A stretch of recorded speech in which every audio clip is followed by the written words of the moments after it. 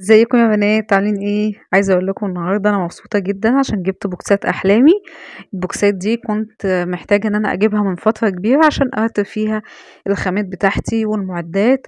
ونزلت كده جبت كميه حلوه، وعايزه اقول لكم ان انا لسه هنزل اجيب كميه تاني قد اللي انا جبتها، لان لقيت عندي ما شاء الله الخامات والمعدات بتاعتي كبيره جدا وفيها تفاصيل كتيره جدا. لو عايزين تعرفوا انا جبت البوكسات دي منين، انا جايباها من العتبة. ولو حابين تشوفوا المكان ممكن ان شاء الله لما انزل المرة الجاية عشان اجيب بقية الكمالة بتاعة البوكسات اصور لكم المكان لو انتوا حابين. لو حابين اكتبوا لي تحت في التعليقات وانا ان شاء الله اصور لكم المكان. ولو حابين كمان تعرفوا الاسعار من هناك اقدر ان انا برضو اكلم الراجل يقول لكم الاسعار هناك تحفة جدا. عايزة اقول لكم ان انا جايباه من منبع الجملة من العتبة، والبوكس الكبير ده عامل 155 جنيه. عايزة اقول لكم ده سعر تحفة جدا، لان انا سألت عليه في اماكن تانية في العتبة كنت لقيته عامل 250. بالنسبة للاسعار هو المكان اللي انا جبت منه ده منبع الجملة، لان بيبيع باسعار تحفة جدا. والبوكس الصغير اللي هو الوسط ده كان عامل 50 جنيه. تحفة جدا. الكبس بتاعته جامدة، يعني مش اللي هي هتتكسر معاكي بكل سهولة. وكمان جبت حجم صغير تاني عشان استخدم فيه للمعدات بتاعتي. وانا بصراحة ما كترتش في البوكسات، يعني جبت حاجات معينة كده. قلت هشوف انا هحتاج ايه وايه اللي ما هحتاج ان انا اكرره تاني وايه اللي مش هحتاجه. بصراحة اللي هو الصغير ده كنت جايبة منه اتنين، مش ده، في نوع تاني هوريه لكم. كنت جايبة منه بوكسين، قلت هشوف هينفع الم فيه عندي المعدات بتاعة عجينة السكر اللي هي التشكيلة. ينفع ان احنا نحط عليه في الإقماع، هتبقى حلوة جدا.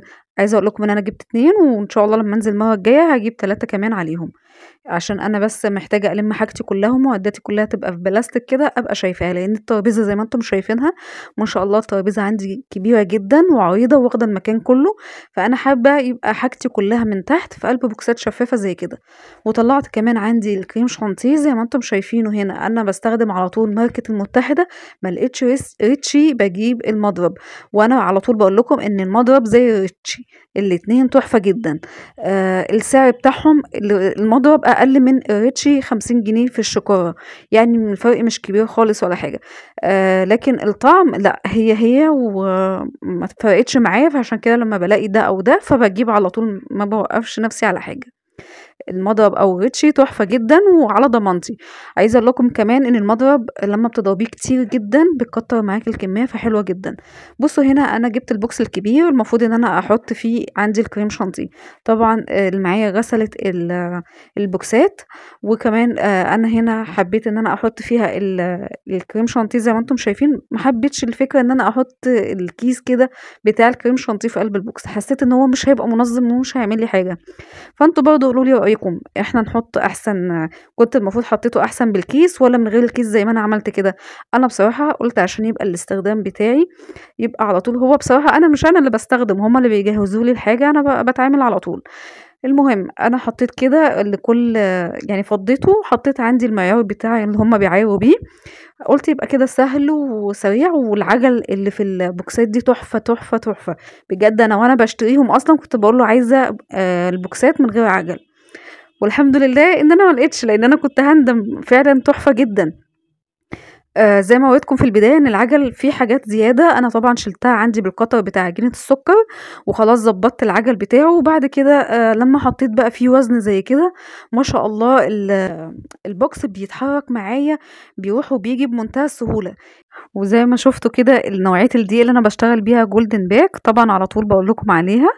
وعايزه اقول لكم كمان عشان فضينا الدقيق بقت هدومنا كلها دقيق وكريمه، فالوضع كان صعب جدا.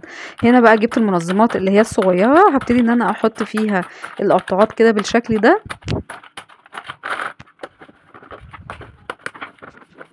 كده واحدة، والتانية برضو حطيت فيها القطعات التانية بتاعت السمول الصغيرة والكبيرة، برضو يبقى كده حاجتي محطوطة ومتشافة، يبقى سهل عليهم اكتر ما تكون محطوطة في قلب ظرف. انا بصراحة حبيت ان انا اجيب كده افضل، وانتوا برضو قولوا لي رأيكم ايه. هنا برضو جبت البوكس ده لميت فيه كل الادوات اللي هي البلاستيك، كانت برضو حلوة جدا القطاعات. وجبت البوكس التاني هلم فيه برضو الادوات الاستانلس.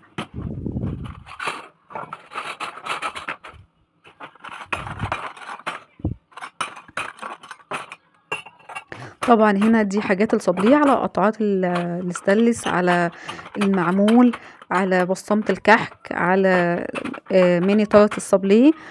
فلما فيها كل الحاجات اللي هي خلاص تخصص واحد.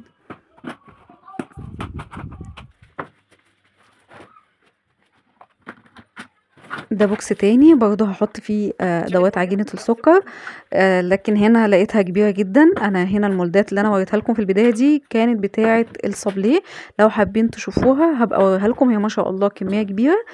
بس طبعا ما دخلتش معايا هنا، فخصصت لهم ضرفة كده معينة بدرج. لو حابين تشوفوها نبقى ان شاء الله هنصور المكان مع بعض لو حابين تشوفوا المكان بالكامل. لكن حبيت ان انا احط المولدات السيليكون اللي انا هستخدمها للتزيين بتاعه التورت يبقى كلها في بوكس كده صغير وشفاف. دول كلهم انا بستخدمهم، ما اقدرش استغنى عنهم خالص في شغلي.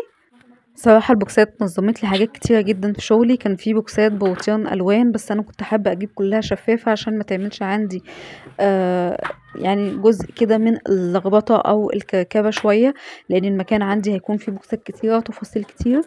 فيا رب يكون فيديو النهاردة عجبكم. لو عجبكم كالعادة ما تنسونيش في اللايك والشير، وهستنى رأيكم تحت في التعليقات. اشوفكم فيديو جديد. باي باي.